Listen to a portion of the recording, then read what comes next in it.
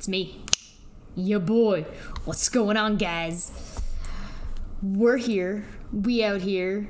And I got two animal ones. We're gonna start with the sharks, because I was like, wait, what sharks? And then we're gonna move on to the bees and the murder hornets, because so many people were interested in the murder hornets that I was like, I gotta look at it a little bit. So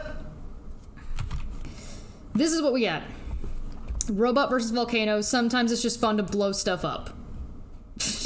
National Geographic. Sharkano. It's not technically like, we'll get there, we'll see. It's not the title of some campy summer blockbuster, but rather a real-world phenomenon that went viral in 2015 when scientists on a National Geographic expedition found sharks living inside one of the most active underwater volcanoes on Earth. Lava sharks. Not surprisingly, the team was eager to go back and learn more. But how do you explore an environment that could easily kill you? You send robots in, of course. That's how you get the robot uprising, by the way. That's how you get it. Quote, our goal is to send instrumentation there to get meaningful data, but sometimes it's really fun just to blow stuff up, says National Geographic explorer and ocean engineer Brennan Phillips. Phillips reunited with his 2015 expedition mates Alistair Grinham of University of Queensland and Matthew Dunbabin? I don't know if I'm pronouncing their name right, of Queensland University of Technology and director of GFB Robotics, to once again venture about 20 miles off the coast of Solomon Islands to the Pacific Ocean's violent Kavachi volcano? We talked to Phillips and Dunbadden about their return to Sharkano. Why send robots into one of the most active submarine volcanoes on Earth? Brennan Phillips, cause it's cool. Brenna. I like Brenna. Brenna's hilarious. Cause it's cool, but also as a scientist, it's about getting that last data point right before the eruption. pH, carbon dioxide, temperature fluctuations, acidity. If you can do this at this one volcano, you could do it at every volcano. Matthew Dunbadden.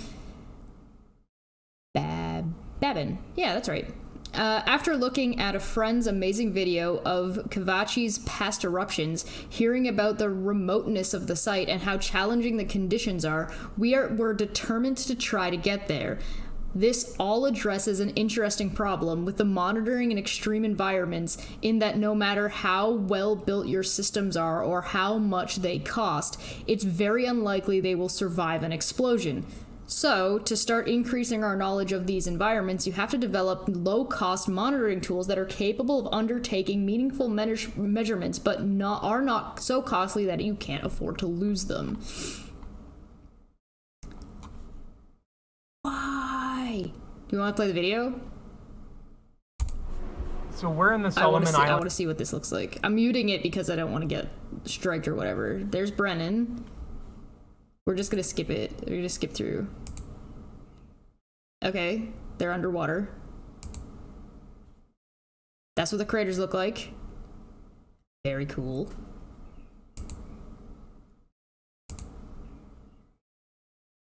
They're looking at the footage. Whoa! Look at this guy. They're talking about something. There he is! Wow, okay. How did you design the robots? MD, which is Matt. Kavachi is in a remote part of the Solomon Islands with very limited travel options. So you have to design robots that fit into carry-on luggage on a twin otter plane. Also, these robots are considered disposable. Therefore, we are making them as low cost as possible, hundreds of dollars. Brenna. I'm gonna get that wrong. In this case, we used some used PVC sewer pipe that was found in the village. You can put some electronics into that, and whammo, you have an autonomous boat. Matt says, I like to call it bush robotics. That's some Gilligan's Island shit right there. What kind of instruments do the robots have and what can they measure? Matt says the smaller robots have acoustic depth sounders for gathering bathymetry? A vent region, surface water temperature sensors, accelerometers, and cameras. The larger robots can carry greenhouse gas monitoring sensors and measure direct gas released into the atmosphere, as well as physical air samples. We also have sample drifting robots that are capable of collecting water samples. Is this part of a wider movement in robotics? I feel like National Geographic lied to me because this is not about sharks. Brenna says, we're in the midst of a robotics renaissance right now. The door is open for many people to make cheap robots, whether they fly, swim, or drive. We are seeing great video and data from things that scientists haven't been able to do before. It's really exciting to be a part of that. What did you learn from sending the robots into Kavachi? I feel like this is supposed to be highlighted, like this one, like bold. Matt said, in the vicinity of the vent, we found a huge drop in the surface pH levels. Water temperatures 10 degrees higher than normal, and we learned that Kavachi is a strong greenhouse gas emitter. One unexpected result was the eruption forced fresh material from the vent to be embedded into the robot itself. This means we have a unique way of collecting physical rock samples. These learnings are now driving the development of new experiments for the next trip, such as trying to quantify the shock waves close to the vent to understand the tolerance of the pelagic,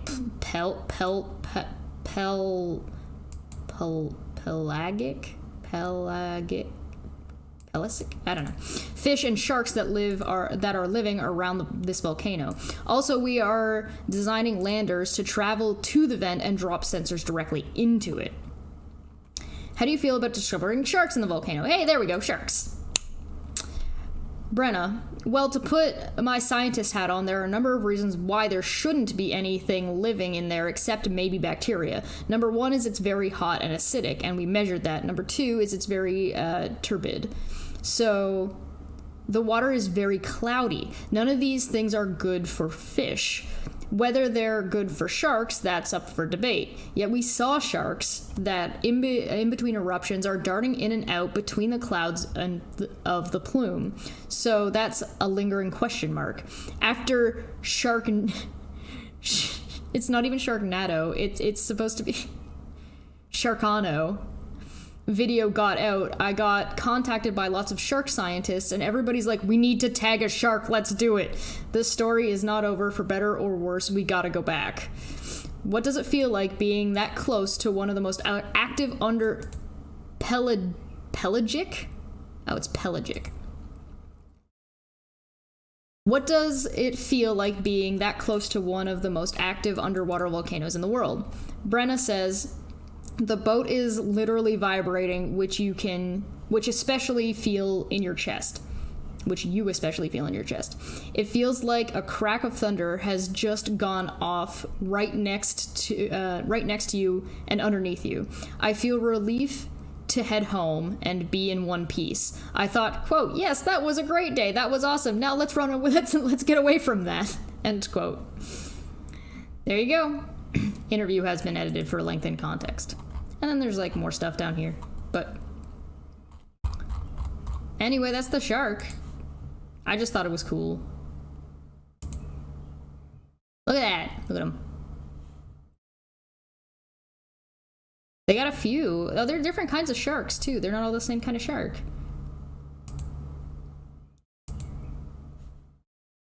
Zoom. That shark's got the zoomies. Those are cute. Very cool. So yeah, that's the lava sharks. There's a crab doing a crab thing. All right, and then here's the murder hornets. This one's a little bit long, so get ready. Hopefully we'll see more on the sharks. I really also hope that, because like I've flubbed so much and there's a lot of words I don't know, I look forward to maybe one day seeing, like, at the end of a year, a compilation of me just getting words wrong completely. Murder hornets in the U.S., the rush to stop the Asian giant hornet. So this one's the New York Times. Sightings of the ancient, holy cow. I am not today. Did I leave my water downstairs? Oh, I'm definitely not today. Oh, that's sad. Alright, well. Sightings of the Asian giant hornet have prompted fears that the vicious insect could establish itself in the United States and devastate bee populations. Published on May 2nd, 2020.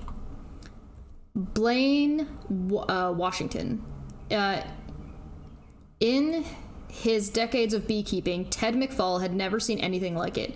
As he pulled his truck up to check on a group of hives near Custer, Washington, in November, he could spot from the window a mess of bee carcasses on the ground. As he looked closer, he saw a pile of dead members of the colony in front of a hive and more carnage inside. Thousands and thousands of bees with their heads torn from their bodies and no sign of a culprit. I couldn't wrap my head around what could have done that, Mr. McFall said. Only later did he come to suspect that the killer was what some researchers simply call the murder hornet. With queens that can grow up to 2 inches long, Asian giant hornets can use mandibles shaped like spiked shark fins. Hey, more sharks! To wipe out a honeybee hive in a matter of hours, decapitating the bees and flying away with a thorax to feed their young. For larger targets, the hornet's potent venom and stinger, long enough to puncture a beekeeping suit, make for an excruciating combination that victims have likened to hot metal driving into their skin. In Japan, the hornets kill up to 50 people a year. Now, for the first time, they have arrived in the United States.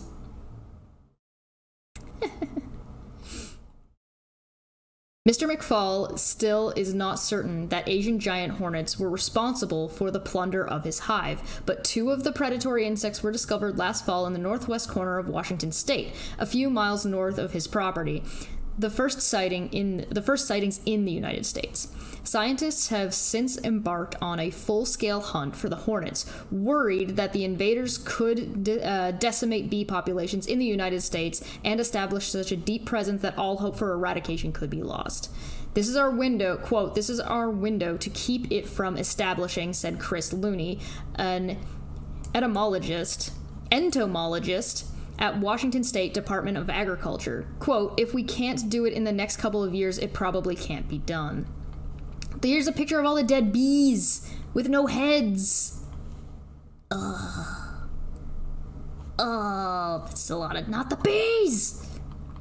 On a cold morning in early December, 2.5 miles to the north of Mr. McFall's property, Jeff Cornelius stepped on his front porch with his terrier mixed dog. He looked down to a jarring sight. Quote, "It was the biggest hornet I'd ever seen. The insect was dead, and after inspecting it, Mr. Cornelius had a hunch that it might be an Asian giant hornet. It did not make much sense given his location in the world, but he had seen an episode of the YouTube personality Coyote Peterson getting a brutal sting from one of the hornets. Beyond its size, the hornet has a distinctive look, with a cartoonishly fierce face featuring teardrop eyes like Spider-Man, orange and black stripes that extended down its body like a tiger, and broad, wispy wings like a small dragonfly. Mr. Cornelius contacted the state, which came out to confirm that it was indeed an Asian giant hornet, soon after they learned that a local beekeeper in the area had also found one of the hornets. Dr. Looney said it was immediately clear that the state faced a serious problem, but with only 2 insects in hand and winter coming on, it was nearly impossible to determine how much the hornet had already made itself at home. Over the winter, state agriculture biologists and local beekeepers got to work preparing for the coming seasons. Ruthie Danielson, a beekeeper who has helped organize her peers to combat the hornet, unfurled a map across the hood of her vehicle, noted the places where across Whatcom County where beekeepers have placed traps. Quote, "Most people are scared to get stung by them," Miss Danielson said. "We're scared that they are going to totally destroy our hives." Now there's a picture. Adding to the uncertainty and mystery were some other discoveries of the Asian giant hornet across the border in Canada. In November, a single hornet was seen in White Rock, British Columbia, perhaps 10 miles away from the discoveries in Washington state, likely too far for the hornet to be part of the same colony. Even earlier, there had been a hive discovered on Vancouver Island, across a strait that probably was too wide for a hornet to have crossed from the mainland. Crews were able to track down the hive on Vancouver Island. Conrad Berube,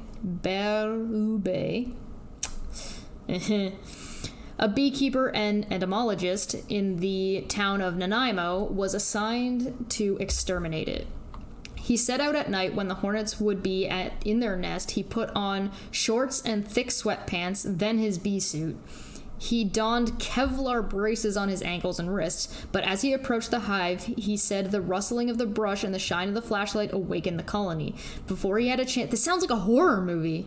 Before he had a chance to douse the nest with carbon dioxide, he felt the first searing stabs in his legs, through the bee suit and underlying sweatpants. Quote, "It was like having red-hot thumbtacks being driven into my flesh," he said. He ended up getting stung at least 7 times, some of the stings drawing blood.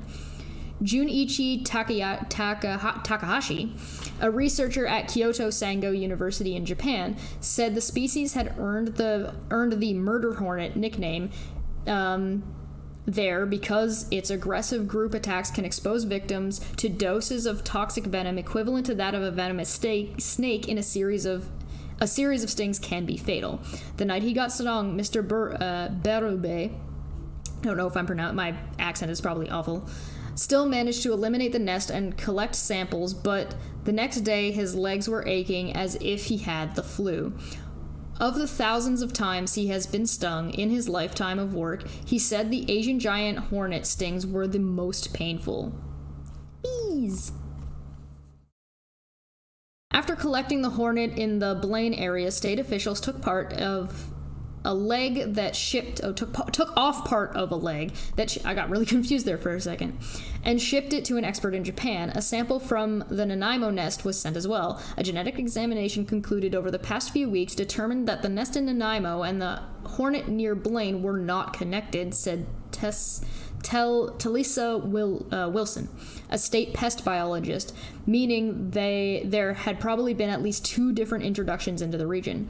Dr. Looney went out on a recent day in Blaine carrying clear jugs that had been made into makeshift traps. Typical wasp and bee traps available for purchase have holes too small for the Asian giant hornet.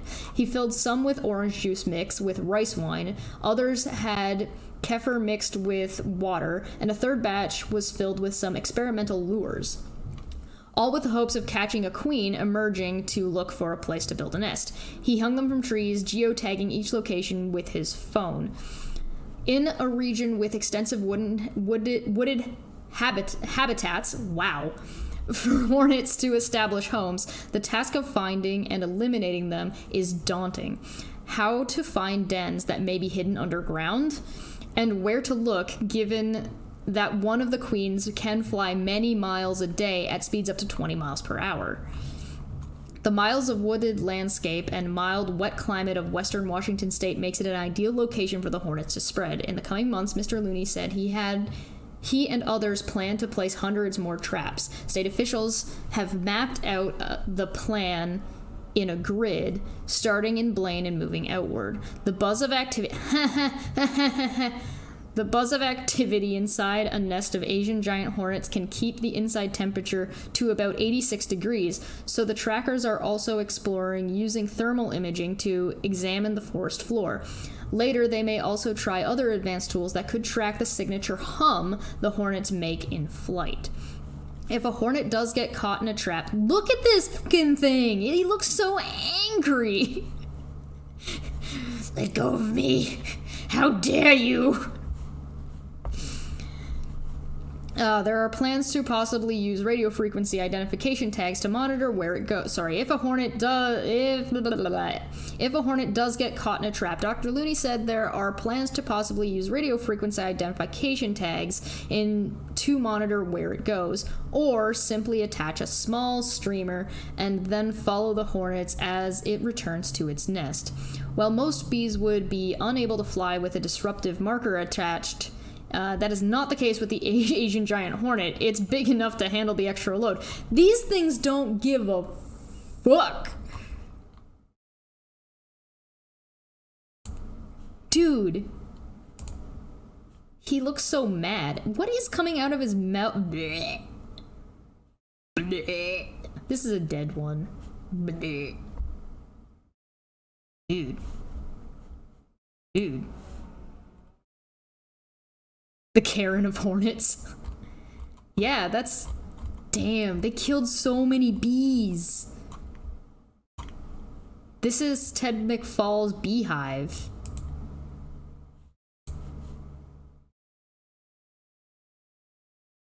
That's so many bees.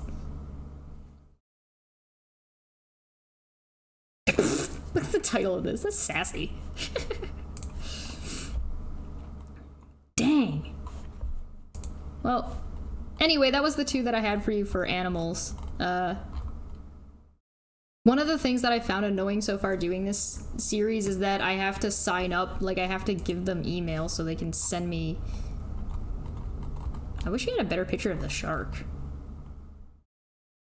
Oh hey, look, another one about murder hornets. Look at him. He's so laughably cartoonily angry. Like, look at this. I kind of want them to make an Ant-Man video now that's got this guy as a a villain called the Murder Hornet. They cook them to death? That's crazy. Another murder hornet found in Washington State, and here's what that means. When was this from? Where's the... Is there a date on this? June! Okay, so here's an update from June. From National Geographic. An Asian giant hornet that is almost certainly a queen was discovered in Washington State. Scientists have confirmed... I'm bringing, like, all the live stuff. So this is a week ago. The third found in the United States, but officials stressed that the sightings have been confined to a relatively small area in the northwest corner of the state, and that there's a chance to stop the insect's spread. The discovery likely means a colony was present near Custer, Washington in fall 2019, and that it produced many queens. These large females lie dormant over the winter, and when they become active in the late spring, a small percentage are likely to create successful nests. A man walking on a road near Custer noticed the dead insect last week. It was the first hornet seen this year, following the confirmation of the two individuals in December. Bracket, the nest that produced those hornets, including its queen, would have died out by now. End bracket. The finding adds urgency. So this is where it is. So this is Canada up here. This is British Columbia. Yeah, this is BC, and there's Vancouver Island, and there's Washington, Oregon. The finding adds urgency to ongoing efforts to trap and track the hornets, said Sven. I'm not even gonna try, and I am sorry. Not even. Nope. An entomologist with the Washington State Department of Agriculture in a news conference Friday. Quote, since colonies can produce hundreds of queens, we probably have a few more to find, end quote. Sven said of the insects, which have been trending recently on social media as murder hornets. Quote, it's disappointing to know they can make it through the winter and survive here, but it doesn't change what we plan to do. We have a good chance to eradicate them, he added. Entomologists don't use the term murder hornet, which Japan researcher, I said this right last time, Junichi Takahashi coined to... Sometimes I have to read it in my head first, like kind of in my... out loud in my voice head. Head voice? Whatever. Coined to reflect the insect's aggressive hunting of bees. Sven says, I'm replacing his name, and it's happening, says he greatly dislikes the term and is concerned that some coverage of the insects had amounted to unnecessary sensationalization. What? Social media blowing things out of proportion and sensationalizing stuff in the media? I don't know, man. That sounds kind of far-fetched. Environmentalists and scientists say that unfounded fears about the hornets have sparked a recent surge in internet searches for insecticides. The term "how to kill hornets" and similar iterations have spiked on Google since early May when the insects hit the news. Indiscriminate spraying could harm several smaller, more benign species of hornets that are native to the United States and are vital pollinators for many plants, including valuable agricultural crops. Sven stressed that aside from a small area of northwest Washington, no one in the U.S.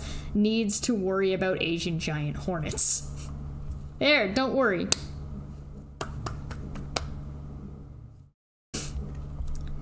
On the hunt, researchers hope to don't take it into your own hands. Let the professionals do it, I guess? Researchers hope to trap any Asian giant hornets in the area where the punitive queen was found using a mixture of fruit juice and rice wine. They'll then outfit the insects with tracking devices, which should reveal the location of their colonies. Chris Looney, I don't know why I keep struggling back and forth. Sometimes I'm fine and sometimes I'm not. Entomologist at the Washington State Department of Agriculture said in an email interview the colonies will then be destroyed. Look at that. What is that? What coin is that? Is that a quarter? I don't recognize American coins that well. I think it's a quarter. Look how big it is. I think that's a quarter. I don't know. Inform me, chat. Tell if that's a quarter or not. I don't know. I'm not American. Oh, okay. It is a quarter. Thank you. Thank you, Dapper. Much appreciated. In early summer, fertilized queens that survive the winter begin laying eggs, which hatch into workers. Nests have hundreds of workers, which supply the queen and colony with food. If the nest is successful, by fall it will have produced many new queens and males that will breed and disperse to start the cycle anew in the following year. The workers and the queen in the original colony will die. The murder hornet nickname comes from how viciously hornets prey upon honeybees. Asian giant hornets can destroy an entire bee colony in 90 minutes by decapitating the workers and feasting on the larvae. That's one reason that people are so worried about Asian giant hornets, but the insects also have very painful stings, which can occasionally be fatal. These animals cause between 30 to 50 deaths per year in Japan alone, but most of the fatalities are due to allergic anaphylactic reactions rather than acute toxicity. Mysterious queens. Ooh. In mid-May, another Asian giant hornet was found in Langley, British Columbia, around 10 miles north of Custer. Genetic tests have revealed that the hornet in Canada and the United States arose from different importations, almost certainly in shipping containers from Asia.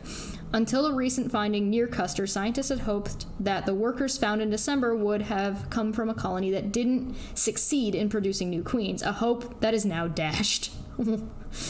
But at the same time, they knew it was likely. Citing studies from Asia, Looney says that as few as 30% of the hornet queens successfully mate. A much smaller percentage will survive long enough to lay eggs and establish a successful colony with workers, he adds. Tests will soon show if the queen found on the road was fertilized, Sven says. Before establishing colonies, these newly emerged queens likely will fly around a bit, feeding. Beyond that, most of their behaviors are still very much a mystery, Looney says. It's, quote, a major knowledge gap, I would argue. One that of the most significance for planning our surveying efforts, end quote, he says. Quote, I don't know why I ended the quote. Quote, we do not know how far they fly, what conditions determine flight range, if there are multiple flight events. We simply do not know. Oh, there you go. How much XP do you get for killing the hornet? They don't know that yet. So, that's it for the horribly angry looking. He looks so mad. I should paint this. He almost looks like he's like, kind of cute. In a very angry, Squidwardy looking way. that's it for that. I want to say special happy birthday to Bool. If you haven't said happy birthday to Bool, go say happy birthday to Bool. Go check out any links that are in the description. All of the links for what I read today will be put in the description once the stream is over, so those will be there if you would like to read them yourselves. If you have any articles you would like me to read, let me know and send them to me, and I'll pick through them and see what we can find. I like the animal ones. I'll probably end up doing them together, so stories about animals, unless it's like for some reason a really long article, will be grouped together. I'm also essentially anything that isn't just long and it needs to be a standalone is going to be grouped. So if we get religious ones, there'll be ones like about religion. If there's ones that are political, there'll be ones that are political. If there's ones that are business related, they'll be business related. And I'll try and divide them up as best as I can. They're not always going to be 100% correct because things don't exist in a bubble. Anyway, that's all for me. And I'll see you guys soon. Bye.